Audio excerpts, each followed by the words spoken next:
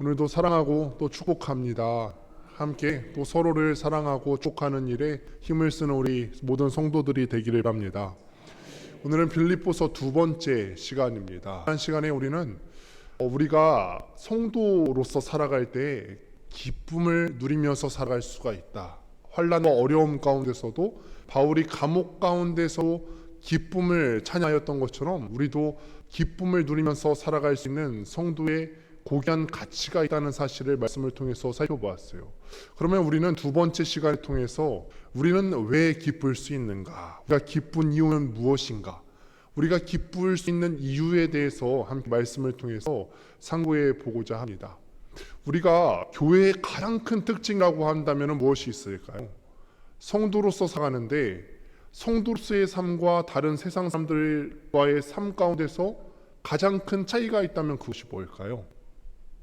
우리가 조금 더 돈이 많을까요? 그건 아닌 것 같아요.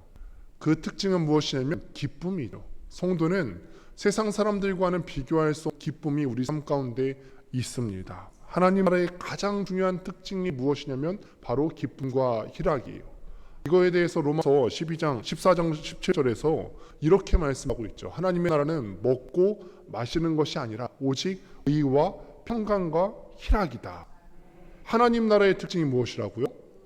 의와 평강과 희락이라. 하나님 나라의 백성으로서 살아가는 데 있어서 세상 사람들과 구별되는 가장 다른 등이 뭐라고요? 희락이다. 기쁨이라는 거죠. 때로는 우리가 아픔 받죠. 세상 사람들과 동일하게 고난당하고 고통당하고 아픔을 받습니다. 이게 우리가 세상 사람들과 다른 게 아니에요. 상황이 다르지 않습니다. 그런데 이런 아픔과 고난 속에서도 우리가 믿는 사람들의 가장 큰 특징은 무엇이냐면 바로 희락과 기쁨이라고 하는 거예요. 빌립보서의 본론은 1장 3절부터 시작이 되게 됩니다. 근데 3절을 보시게 되면은 나는 기뻐한다라고 표시가 되어 있어요. 동사를 보시게 되면은 기뻐하다라고 하는 동사가 표시가 되어 있는데 이 신약 성경이 쓰여진 헬라어의 특징이 무엇이냐면 동사 안에 주어가 포함이 되어 있어요. 그러니까 기뻐하다라고 동사가 있는데 이 안에 주어가 포함되어 있는데 그 주어가 내가라고 하는 주어 포함되어 있어요. 그러니까 기뻐한다라고 하는 주어가 뭐라고요? 내가 기뻐한다. 그러니까 3절에 나온 기뻐하다라는 단어를 봤을 때는 우리가 문장으로 이해할 수 있어야 되죠. 내가 기뻐한다. 여기서 말하는 내가 할 때 나는 누구죠? 이 편지를 쓰고 있는 사람이 누구죠? 바울이에요. 바울이 이 편지를 쓰면서 내가 기뻐한다라고 말을 하고 있어요. 그런데 우리가 지난 시간에 살펴보았지만 바울이 지금 어떤 상황이죠? 감옥에 갇혀 있는 상황이에요. 감옥에 갇혀 있는데 이 바울이 서신을 쓰면서 빌립보 성도들에게 말하기를 나는 기뻐하 지금 기쁜 중이야. 감옥에 있는 중에서도 나는 참 기쁘다라고 얘기해요. 복음은 성도의 삶에 대해서 고통과 고난이 없을 거라고 얘기하지 않습니다. 누누이 말씀을 드려왔지만 성삶이라고 왜 고난이 없겠습니까? 왜 고통이 없겠습니까? 그러나 우리가 살아가면서 고통이 있는다 할지라도 심지어 이 빌립보서의 바울의 상황처럼 감옥에 간 상황이라 할지라도 그 상황 가운데 기쁨과 희락을 줄 수 있는 것이 복음의 가장 큰 특징이라는 거예요. 교회의 가장 큰 특징이 바로 기쁨과 희락이 있다는 것입니다. 우리 마음속에는 어떠세요? 감사와 기쁨이 있으세요? 성도는 하나님 나라의 백성은 세상 사람들과는 다르게 감사와 희락과 기쁨을 마음속에 품으면서 살아가야 된다. 이것이 성도의 고귀한 특질이다. 말씀을 시작하면서 그렇게 하는데 우리는 그런 특질을 우리 마음 가운데 품고 살아가고 계십니까? 본문은 우리에게 성도에게 있는 기쁨은 어디서부터 오는가? 이 이유에 대해서 적어도 세 가지 이유에 대해서는 설명해 주고 있습니다. 먼저는 사도를 감옥에서 기쁘게 만드는 첫 번째 이유에 대해서 3절과 4절 말씀을 통해서 같이 한번 생각해 보도록 하겠습니다. 다시 한번 같이 읽겠습니다. 시작.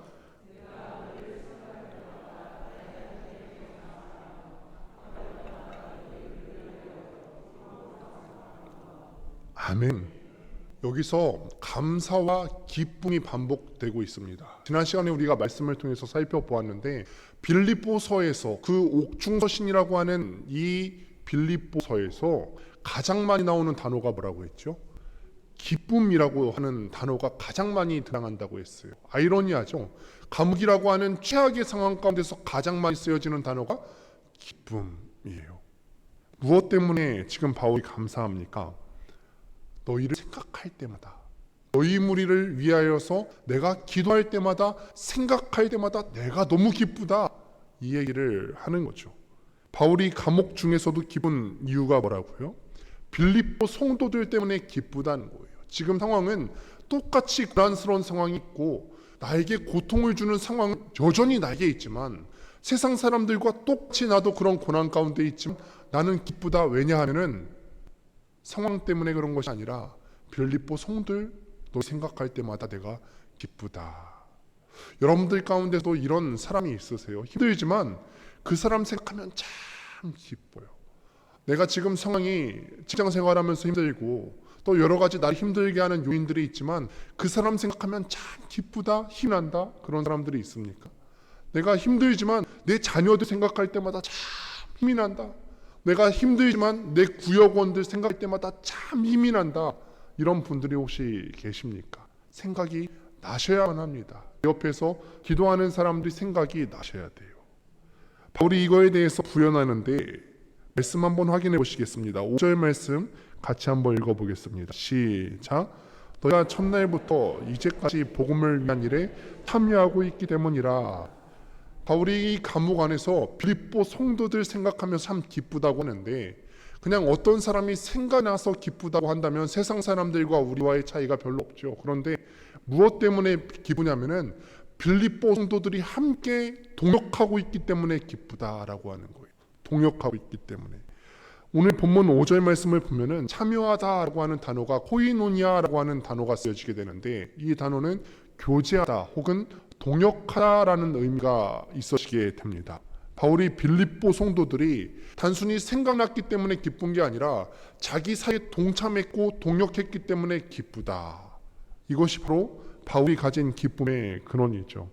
이렇게 성경적이고 기독적인 기쁨이 어디서 오느냐? 이 사람들과 함께 동역할 때, 나 혼자서 신앙생활하고 내 개인적인 신앙생활에만 몰두해 있는 것이 아니라 내 옆에 있는 사람들이 서로 복돋아주고 서로 위해서 함께 기도해주고 함께 동역할 때 기쁨이 온다는 것입니다. 다른 사람들과 더불어서 주님을 섬기고 다른 사람들과 더불어서 함께 주의 일을 감당하고 이런 기쁨이 올 수가 있다는 거예요. 교회 생활할 때 가장 큰 즐거움 어디서 오느냐? 나 혼자 개인 신앙생활하고서 홀로 가버리는 데서 오는 것이 아니라 함께 할 때, 때로는 나를 아프게 하는 사람이라 할지라도 그 사람을 붙잡아주고 함께 손잡고 걸어갈 때 우리 신앙생활에 참된 기쁨이 있다는 것입니다. 7절을 보시면은 이렇게 기도합니다. 함께 말씀 보도록 하겠습니다. 시작. 내가 너희 무리를 위하여 이와 같이 생각하는 것이 마땅하니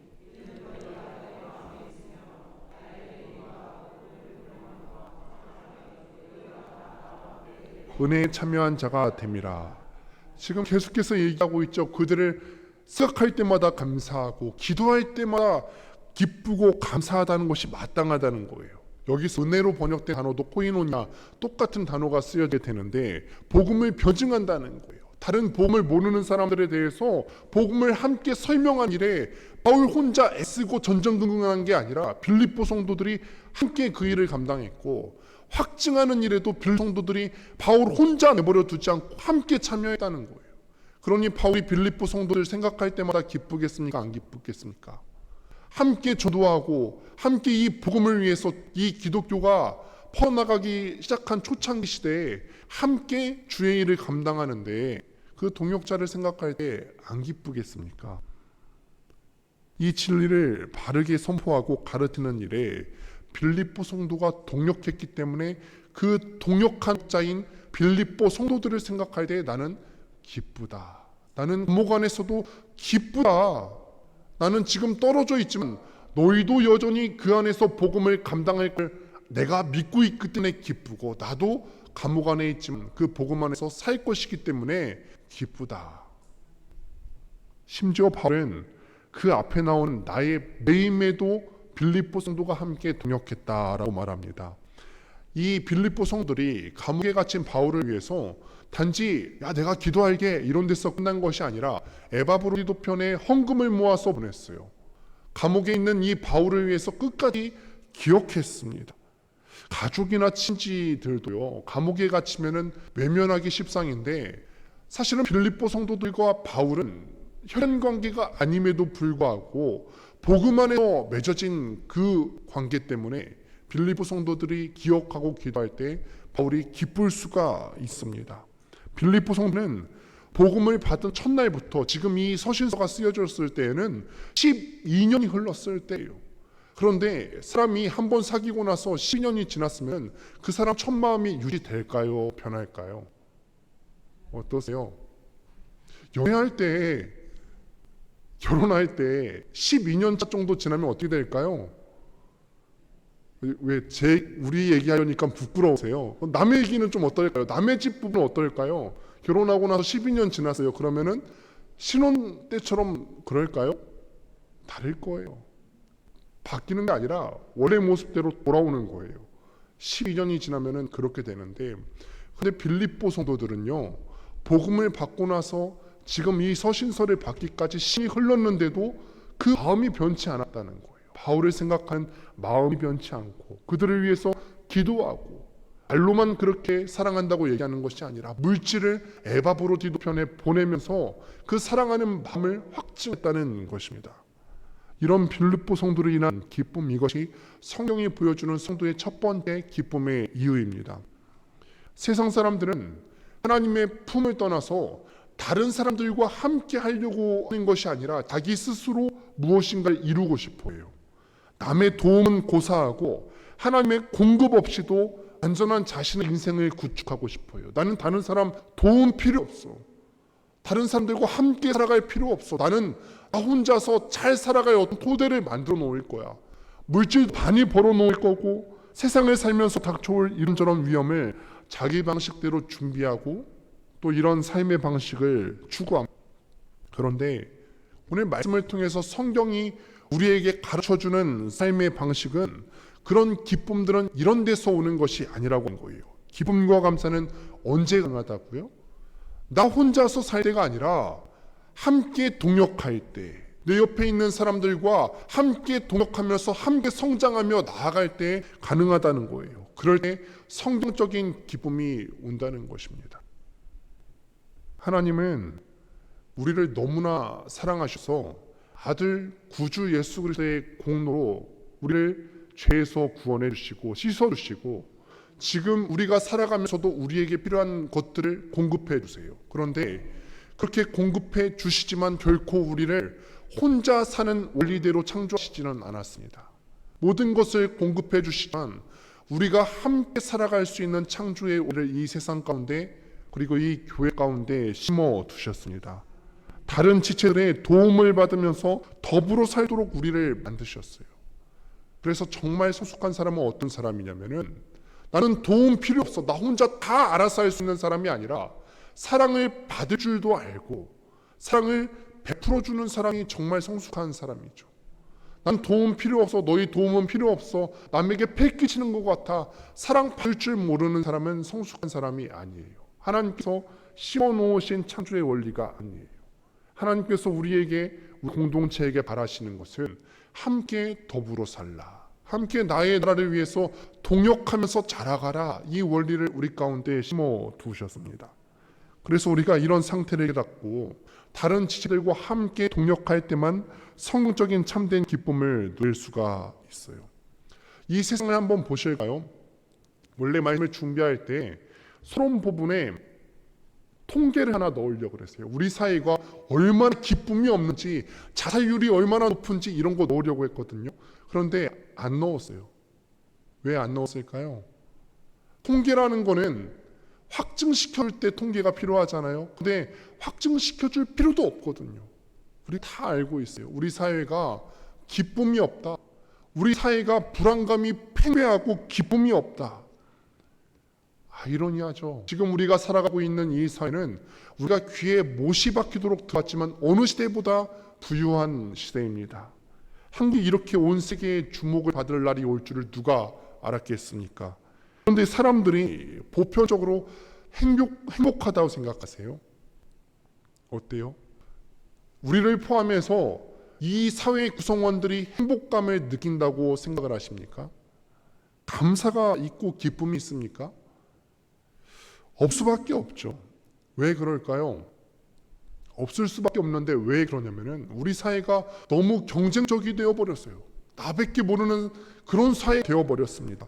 혼자 살아남으려고 하기 때문에 그래요. 내가 살아남기 위해서는 다른 사람을 눌러야 되기 때문에, 내가 좋은 대학에 가기 위해서는 나는 좋은 대학에 가지만 다른 사람은 좋은 대학에 못 가야만 내가 갈 수 있는 거예요.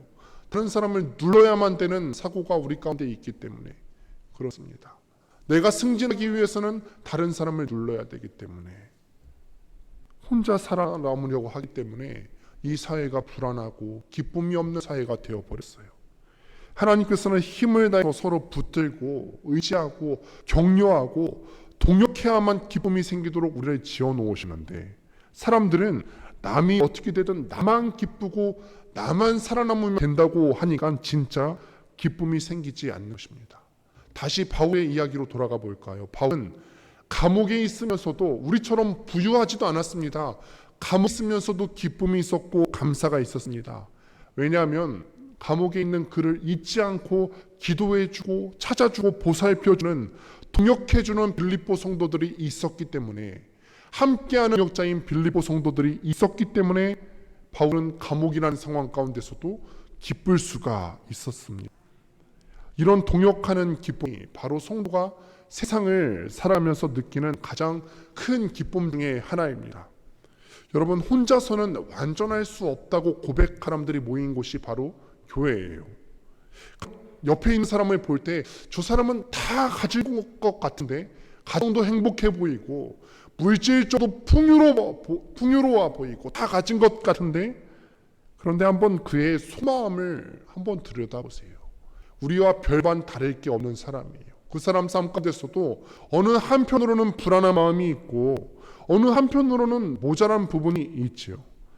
하나님께서는 우리를 독립적으로 만들어 놓지 않으시고 반드시 다른 지체들과 함께 도움을 받으면서 살아가야만 행복을 느낄 수 있도록 창조하셨습니다. 하나님이 다른 사람과 함께해야 완전해지도록 더불어 동행해야만 살아있는 기쁨을 느낄 수 있도록 만드셨어요. 신앙생활을 하면서 만약에 나는 사람들이 나한테 아픔을 줄 것을 알기 때문에 사람 꼴 보기 싫어서 나는 하나님만 믿을 거야 라고 개인적인 신앙생활을 하는 사람은 정말로 신앙생활의 기쁨을 모르는 분입니다. 축도를 맞자마자 다른 사람들과 함께 마주치는 것이 두려워서 꼴 보기 싫은 사람이 있어서 먼저 나가시는 건 죄송합니다만 진짜 신앙이 있는 것조차도 의심해 볼 만한 일이에요. 성도의 기쁨을 모르는 것이죠. 나 혼자로는 완전하지 않습니다. 같이 가야 됩니다. 연약함을 스스로 보완해서는 완전한 우리가 신앙생활을 할 수가 없습니다. 우리가 연약함이 있을 때 사랑하는 지체들이 나의 연약함을 함께 덮어주고, 감당할 수 없는 짐이 있을 때 함께 지고 갈 때만 행복할 수 있게 만들어졌기 때문에, 그래서 교회가 세상과는 다른 것이고, 그래서 교회가 영광스러운 공동체가 될 수 있는 거예요. 세상에서는 이것이 불가능하지만, 직장만 바라보고 남을 짓눌러야만 내가 승진할 수 있지만, 교회는 함께 가야만 살아남을 수가 있습니다. 불완전하고 한계투성인 사람들이 모여서 동역하는 기쁨이 충만한 공동체이기 때문에 하나님의 은혜가 흐르는 곳이요, 또 세상과는 다른 차별점을 가진 집단이라고 볼 수가 있는 거예요. 내일부터는 우리가 단기 선교를 가게 됩니다. 함께 가는 팀원들이 완벽할까요? 완벽하지 않을까요? 이 사람들이 내 마음대로 움직여주면 얼마나 좋을까요? 알아서 내 캐리어 무거운 것도 다 들어서 날라주면 얼마나 좋을까요? 내가 지금 일이 이렇게 진행되고 있는데 그 진행될 일을 척척척 앞에 있을 일을 봐가면서 그 사람이 딱 그 일을 감당해주면 얼마나 좋을까요? 그런데 옆에 있는 팀은 그럴까요? 안 그럴까요? 안 그럴 거예요. 여러분 기대도 하지 마세요. 안 그럴 거예요. 그러나 여러분 우리가 단기 설교를 준비하면서 두 가지 마음은 적어도 있으셔야 되는데, 먼저는 거룩한 긴장감이 있으셔야 되고요. 두 번째로는 기쁨이 있으셔야죠. 설레야 돼요. 복음을 전하는 그 기쁨 때문에 설레야 되는데, 여러분 함께 동역하는 것에 대해서도 설렐 수 있게 되길 바랍니다. 저 사람이 부족하지만 함께 감당하면서 가겠다. 분명히 저 사람이 내 마음에 쏙 들게 움직이지 않을 겁니다. 분명히 그럴 거예요. 그러나 여러분 미리 예상하시고 미리 기도하시고 미리 그런 일이 있을 때 내가 먼저 저 사람 손을 붙들고 부족한 점을 보완해야지 생각하시고 내일을 준비할 수 있게 되기를 바랍니다. 누군가는 이런 말 할 수도 있어요. 목사님, 동역하는 것도 정말 좋은 일이지만 저 사람은 진짜 너무해요. 내가 이 모든 상황을 다 염두에 뒀는데 저 사람은 진짜 너무하대요. 당성교팀 갔는데 자기 혼자 고추장 불고기 싸우는 게 어디 있어요? 이런 사람이 어디 있어요? 진짜 너무한데. 분명 그런 사람들이 옆에 있습니다. 옆에 사람들을 보면은 상식을 벗어나는 사람들이 있습니다. 그런데 동역이라고 하는 것은요, 내 마음에 잘 맞는 사람들하고 가는 것이 아닙니다.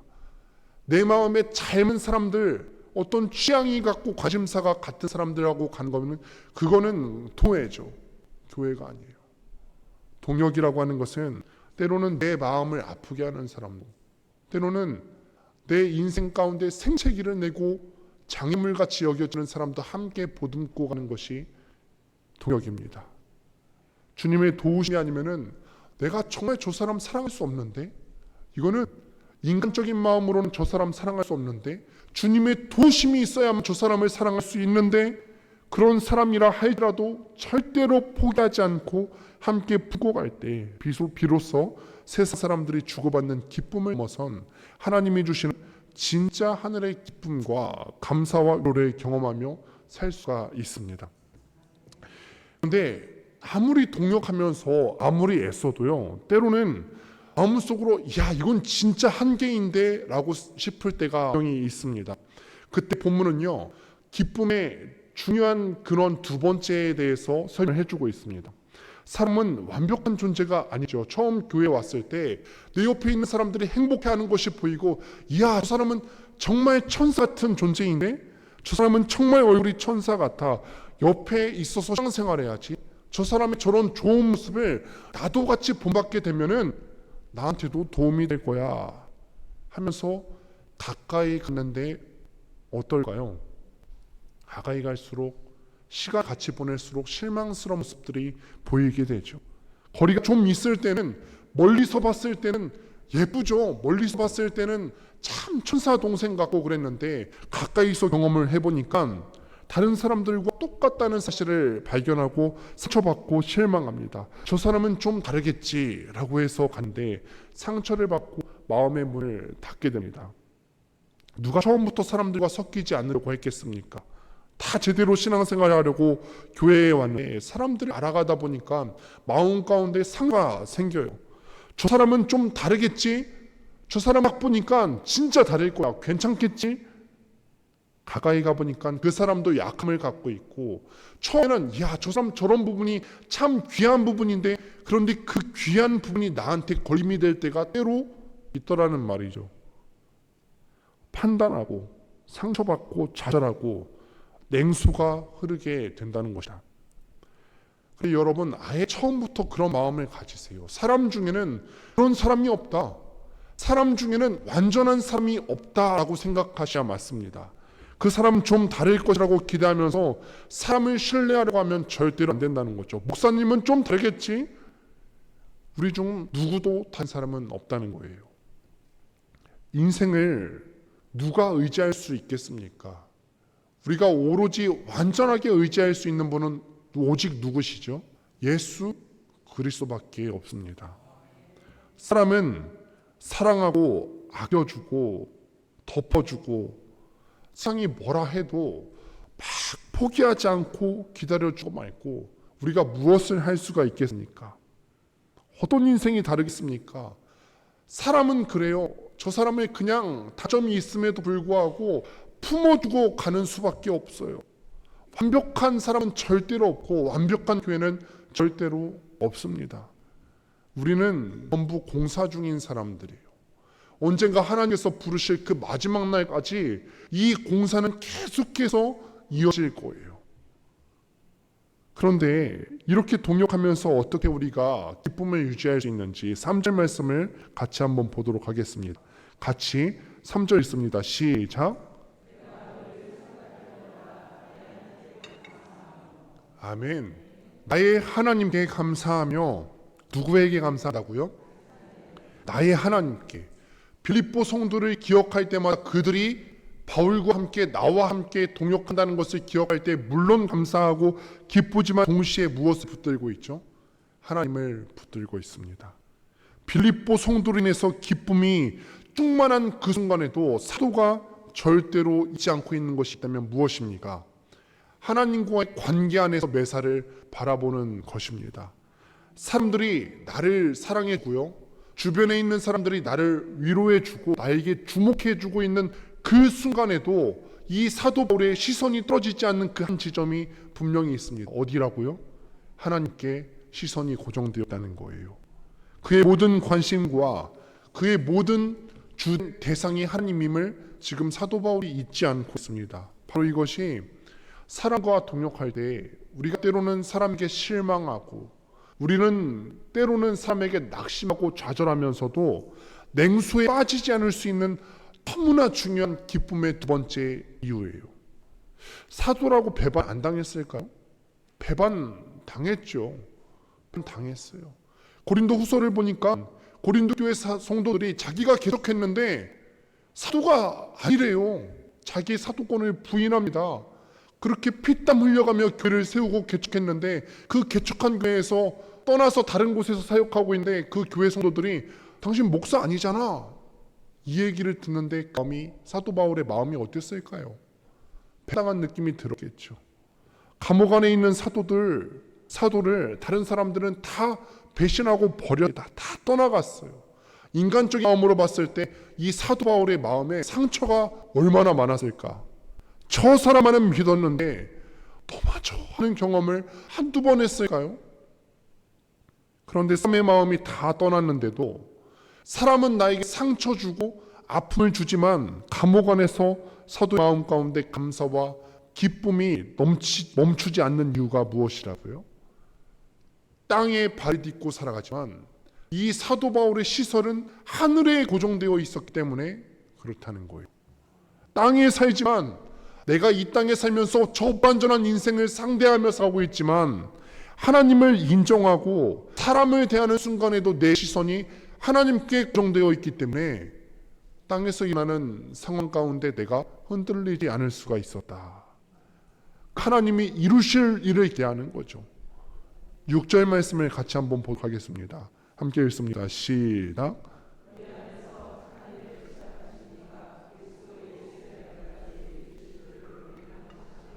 아멘. 바울은 확신했어요. 이 말씀을 보니까 바울이 확신한 대상이 누구죠? 빌립보 성도들을 확신했습니까? 아니에요. 착한 일을 시작하시니 아버지 하나님을 확신했다는 거예요.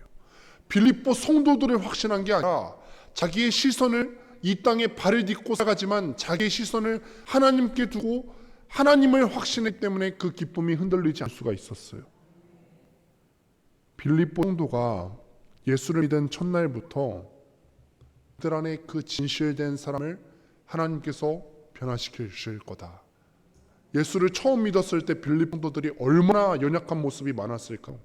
정말 연약했을 거예요. 신앙적으로도 너무나 미숙했을 거예요. 그런데 그 미숙한 모습을 사도 바울이 바라보면서 실망하지 않고 멈추지 않고 할 수 있었던 이유는 무엇이냐면 지금 이 빌립보 성도들이 미약하지만 장차 하나님이 이 사람들의 속마음을 변화시킬 거다. 그래서 이렇게 됐잖아요. 12년이 지났을 때 빌립보 성도들이 자신의 동역자가 될 수 있었던 것 아니겠습니까? 이 확신이 있었기 때문에. 하나님에 대한 이런 신뢰가 사람에게 때로 실망해도 냉소에 빠지지 않고 기쁨을 잃어버리지 않고 그 모든 경험에도 동역이 주는 끝없는 기쁨과 감격을 유지하도록 도와주었다.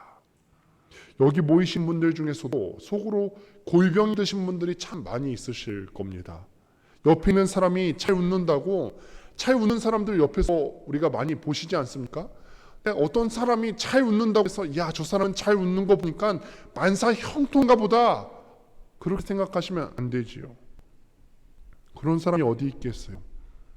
속으로 골병이 들었으면은 다른 사람들이 아무 의도 없이 작은 일 나한테 해도 그것 때문에 상처가 받는 경우가 종종 있습니다. 골병이 많이 든 거죠. 때는 내가 믿던 사람이 나를 힘들게 하기도 하고 아낌없이 다 주었는데 그 마음을 알아주지 않는 수많은 사람들을 우리가 만나면서 인생을 살아가고 있습니다. 그래서 한 번씩 마음이 다치고 저 사람 때문에 내가 마음을 심하게 다쳤을 때는 인생을 살아갈 용기조차 잃어버리는 경우들이 있지요. 그런데 재미있게도 믿는 사람에겐 그런 순간에 무엇이 있습니까? 저 사람 때문에 내가 살아갈 용기까지도 없이고 저 사람이 나를 실망시켜서요. 사람에 대한 기대가 약해지고 사람에 대한 실망이 더해질 때마다 오히려 우리를 대신해서 고난받으시고 십자가에 못 박혀 돌아가신 그 구주의 완전한 대속의 은혜가 믿어지기 시작해요. 설명을 드릴게요. 예수님이 그 완전한 대속의 은혜로 제일 먼저 그 이득을 본 사람이 바로 나 자신 아닐까요? 나는 괜찮았어요. 우리도 예수를 처음 믿기 시작할 때 얼마나 모난 돌 같았어요. 그런 변화될 수 없을 것 같은 나를 만지신 이가 누구시죠? 하나님 아버지께서 예수 그리스도의 공로로 나를 여기까지 만져오셨어요. 나를 만져오신 그 예수 그리스도의 공로가 저 나에게 상처 주는 저 사람에게 임하면 어떻게 될까요? 저 사람도 바뀔 수가 있겠죠. 나도 바뀌었는데 저 사람도 바뀔 수가 있겠죠. 하나님의 은혜가 부족하지 않는데, 하나님의 능력이 부족하지 않는데 그 무한하신 능력으로 나를 바꾸어 놓으셨다면 나에게 상처 주는 저 사람도 바꾸어 놓을 수 있을 거다. 그러니 나에게 상처 주는 저 사람을 만날 때 때로는 우리가 인생 가운데 의욕이 상실되기도 하지만 그럴 때마다 다시 한번 예수 그리스도의 공로가 생각나게 되고, 그럴 때마다 나를 바꿔 놓으신 예수 그리스도의 은혜가 생각날 때마다 넘어졌던 그 자리에서 다시 일어나서 저 사람을 품고 사랑할 수 있는 기쁨이 생겨날 수 있게 된다는 것입니다. 우리의 믿음 안에 얼마나 불순물이 많습니까? 우리는 하나님을 의지하면서 살아간다고 하지만 실상은 나를 의지하면서 살아가는 사람들이 참 많이 있고 나를 자랑하면서 살아가는 사람들이 참 많이 있어요. 그럴 때 내 옆에 있는 저 사람을 향하여서 저 사람을 하나님께서 들어서 써주시기도 하죠. 저 사람을 통해서 내가 상처를 받을 때 내 믿음의 순물들이 걸러지게 하시고, 우리를 실망시키고 상처 주는 사람들을 통해서 주님께서는 예리 칼로 우리 안에 불순물들을 제거해 간 경우를 우리가 많이 경험합니다. 이로써 아무런 소망을 둘 수 없는 사람이나 교회에 대한 어떤 신화에 기대를 두는 것이 아니라 살아계신 하나님, 사람에게 기대를 두는 것이 아니라 우리를 위해서 아낌없이 십자가를 지신 구주의 완전한 대속과 은혜에 우리가 모든 기대와 소망을 품고 있게 되는 것입니다. 이 은혜가 있을 때, 이전까지는 내가 이 은혜를 깨닫지 못했을 때는 사람에게 늘 상처받은 쓴뿌리를 갖고 살아가니, 이제는 그렇게 바라볼 것이 아니요, 저 사람을 긍휼으로 바라볼 수 있을 것이고, 이전에는 늘 상처받고 살아왔는데 이제는 내가 안 갚으면 복수자의 인생을 사는 것이 아니라 사랑을 베푸는 자의 인생을 살아갈 수가 있게 된다는 것입니다. 세상은 이런 기쁨과 감사가 무엇인지를 모릅니다. 알 수 없죠. 예수 그리스도의 사랑을 모르는데 예수 그리스도께서 무조건적으로 사랑해 주신 그 사랑을 경험해 보지 못했는데 어떻게 나에게 상처 주는 사람을 사랑할 수 있겠어요? 세상은 예쁜 행동하면 기뻐하죠. 그 사람이 나를 좀 알아봐 주면 기뻐하고, 세상 사람들은 이런 데서 자기의 기쁨을 찾으려고 하기 때문에 예수 그리스도를 모르는 사람은 잠시 내 상황이 좋은 것 같을 때는 기쁘다가도 이 상황이 바뀌고 나면은 그 기쁨이 상실될 수밖에 없는 거죠. 성도는 그렇지가 않은 것입니다. 이런 욕구가 충족해야 행복하다고 생각하는 세상 속에서 사람들에게 배반당하고 실망하는데도 성도는 기쁨이 끊이지 않습니다. 왜 그러냐면은 우리의 시선이 하나님께로 향해 있기 때문에 그렇습니다. 우리를 위해서 십자가 길을 가신 그 예수 그리스도의 은혜의 사역은 결코 멈추지 않을 것임을 알기 때문에 내가 기뻐요. 내 옆에 있는 상황을 둘러보았을 때는 저 사람이 나를 아프게 하는데 저 사람은 없었으면 좋겠는데 그런 마음이 들기가 쉽지만, 내가 예수 그리스도의 사랑을 알고 그 은혜를 기억하고 나면은 그 은혜가 나를 바꾸었듯이 저 사람을 바꿀 것이 믿어지기 때문에 기쁨이 멈추어지지 않습니다. 그래서 그들을 사랑하고 아끼면서 하늘로부터 오는 위로와 기쁨을 맛보며 사는 것이 성도인 줄로 믿으시길 바랍니다. 세 번째로 마지막 기쁨의 근원이 무엇입니까? 순서를 기억하셔야 됩니다. 세상은요, 기뻐할 조건이 있어야만, 기뻐할 상황이 되어야만 기쁘지. 제가 여러분 서두에 여쭤보았죠. 기쁘십니까? 라고 물어보았을 때 어떤 분들은 속으로 그렇게 말했을 수도 있을 것 같아요. 기쁠 일이 생겨야 기쁘지. 기쁠 일이 생겨야 기쁘지. 세상은 그런 관점을 갖고 살아갑니다. 이게 세상적인 관점이에요. 기뻐할 일이 생겨야 기쁘지. 세상적인 관점은 순서가 이렇습니다. 자녀가 잘 돼야 기뻐하고, 내 마음을 알아줘야 기뻐하고, 우리 가정 가운데 우리가 생활할 수 있는 여력이 충분히 넘쳐나야, 그런 모든 상황들이 넘쳐나야 기뻐하고. 그런데 재미있게도요, 성경 순서를 바꿔서 거꾸로 얘기해요. 빌립보 성도가 바울과 동역하면서 기쁨을 준 것은 틀림이 없지만 놀랍게도 바울의 또 다른 기쁨의 근원이 무엇인가? 바울이 마음 중심에서부터 그들을 사랑했기 때문이라고 말합니다. 그들을 사랑했기 때문에 그들이 하는 작은 수고와 작은 노력이 그렇게 예뻐 보일 수밖에 없는 거죠. 아이를 키우는 입장에서 볼까요? 제가 몇 주 전에 똥 얘기를 그렇게 많이 했죠. 그런데 똥까지도 예쁠 수 있는 이유가 뭐죠? 먼저 사랑했기 때문에 그렇죠. 순서가 그래요. 내가 그 아이를 먼저 사랑했기 때문에 이 아이가 배변을 보는 이 작은 일까지도 예뻐 보이죠. 남의 아이라면 어떻죠? 똥이 예쁩니까? 남의 아이 똥이? 안 그래요. 안 그렇습니다. 그러니 순서가 그렇다는 거예요. 먼저 사랑하고, 사랑할 때 그 사랑 때문에 모든 일이 기쁘다고 하는 거예요. 그들을 사랑했기 때문에 그들의 작은 수고와 작은 행동에도 기쁠 수가 있죠. 세상은 자꾸 바깥으로부터 어떤 조건이 되어야 기쁘고 감사하게 된다고 말합니다.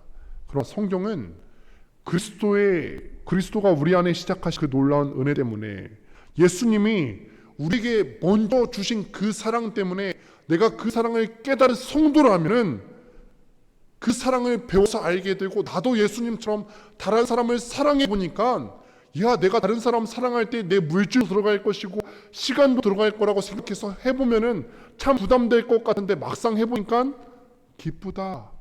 막상 사랑해 보니까 기쁨을 발견하게 되더라는 거죠. 순서를 바꿔야 한다는 것입니다. 7절 말씀 같이 한번 보도록 하겠습니다. 시작. 이와 같이 생각하는 것이 마땅히 이는 너희가 내 마음에 있음이며.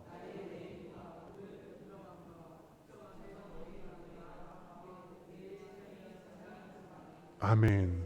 앞부분만 좀 살펴보았는데, 내가 너희 무리를 위해서 이와 같이 생각하는 것이 마땅하니 이는 너희가 내 마음에 있음이며, 저는 너희를 위해서 기뻐하고 감사하는 것이 마땅한 이유가 뭐 말하고 있습니까?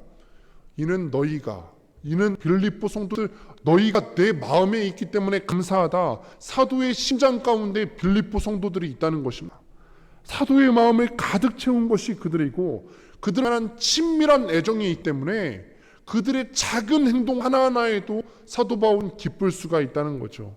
그들 때문에 기뻐하고 감사한 것이 당연할 수밖에 없죠. 또 한 번 말씀 보실까요? 내가 예수 그리스도의 심장으로 너희 무리를 얼마나 사모하는지 하나님이 내 증인이시니라. 아멘. 예수 그리스도의 심장으로 사모한다. 말씀 보면서 너무 멋있었어요. 이 구절이 너무 멋있었어요. 예수 그리스도의 심장이 이식된 거예요. 예수 그리스도의 심장이 이식됐어요. 여러분, 우리 가운데 예수 그리스도의 심이 성도의 마음 가운데 이식되면 어떤 변화가 일어날까요? 다른 사람들을 사랑할 때 누구의 사랑으로 사랑할까요? 예수 그리스도가 나를 사랑하신 그 사랑으로 사랑하겠죠. 예수 그리스도의 심장이 우리 가운데 이식됐으면 우리 삶은 또 어떻게 바뀔까요? 우리가 정직할까요? 정직하지 않을까요? 정직하겠죠. 다른 사람들을 대할 때도 관대하고 관용하고 포용하겠죠. 예수 그리스도를 닮아갈 삶이 될 것입니다. 세상은 성도 안에 있는 이 비를 모릅니다. 주님이 우리를 사랑하신 그 사랑 때문에 우리도 누군가를 먼저 사랑하는 것입니다. 그가 나에게 잘해줬기 때문이 아니라 주님 때문에 먼저 산 겁니다. 그렇게 살아보니까 놀랍게도 내가 사랑하면은 물질도 들어가고 시간도 들어가서 좀 부담될 것 같았는데 막상 사랑을 해보신 경험이 있으신 분들은 어떻죠? 기뻐요. 내 물질이 소요돼도 기쁘고, 주일학교 교사를 하면서도 그런 기쁨이 있죠. 교사를 하면서 아들을 위해서 내 시간도 써야 되고 아침에 일찍 일어나서 주일학교 예배 준비해야 되고 물질도 사용해야 되고 그러면서 기쁩니다. 중고등부 선생님들도 마찬가지죠. 세상에서 이 중고등부 시기는 이거는 애도 아니고 어른도 아니고 사람도 아닌 것 같은데 이런 아이들 교사로 섬기면서 참 속앓이 할 때도 많은데 핸드폰은 다 있는데 왜 전화 안 받을까? 이럴 거면 핸드폰을 뭐하러 가지고 다니는가? 속앓이 하면서 자기 마음 다 대줘가면서 기쁩니다. 사랑하고 섬길 때 속앓이 하면서도 기쁘죠. 그 이유는 예수 그리스도께서 나를 그렇게 사랑하셨기 때문에 예수 그리스도의 심장이 이식된 성도는 그렇게 살 수밖에 없음을 알기 때문에 우리는 기쁩니다. 말씀을 맺습니다. 성경은 순서를 바꿀 필요가 있다고 우리에게 말합니다. 누군가 기쁠 만한 행동을 해야 기뻐하는 것이 세상이라면 우리는 주님의 심장으로 그들을 뜨겁게 사랑하기 때문에 그로부터 말할 수 없는 기쁨이 채워지는 영광스러운 은혜를 누리게 됩니다. 복음은 우리 주변의 삶 가운데 고통과 고난이 없을 거라고 얘기하지 않습니다. 그런데 오히려 고통과 고난이 있어도 우리가 기쁠 수밖에 없는 이유가 있음을 오늘 말씀을 통해서 보게 됩니다. 여러분, 우리가 기쁨을 찾았으면 좋겠어요. 혹시나 우리 마음 가운데 기쁨 잃어버리신 분들이 있다면 복음 안에서 다시 한번 기쁨을 회복하고 또 주님께서 말씀을 통해서 약속하신 것처럼 아브라함에게 약속하셨던 내가 너로 복의 근원이 되게 하겠다, 축복의 토가 되게 하겠다, 이 말씀이 우리에게도 임했으면 좋겠습니다. 내가 기쁨을 먼저 알았으면 이 세상이 얼마나 기쁨이 없습니까? 그런데 먼저 우리가 복음의 기쁨을 알았다면 나를 통해서 내 가정의 기쁨이 회복되게 하여 주옵소서. 나를 통하여서 우리 아파트가, 우리 지역이, 우리 직산이, 선거가, 이 천안시가 나를 통하여서 우리 교회를 통하여서 이 사회가 기쁨을 회복하도록 하나님께서 붙들어 주소서. 우리가 이렇게 기쁨의 통로가 되는 사람이 되시기를 주님의 이름으로 축원드립니다.